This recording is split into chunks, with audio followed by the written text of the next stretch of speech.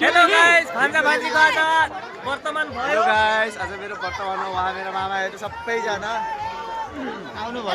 सबैजना आउनुभयो, बस्ता बोक्नु भयो। अब मेरो बिहाको लाइसेन्स चाहिँ भेटै भयो। बस्ता बोक्नु बित्तिकै हग्नु नि भयो। लाइसेन्स दिनुभयो यत्रो बिना। मामाले बस्ता बोकेर हग्नु भन्न पर्छ। भिडियो लाइभ भइरहेको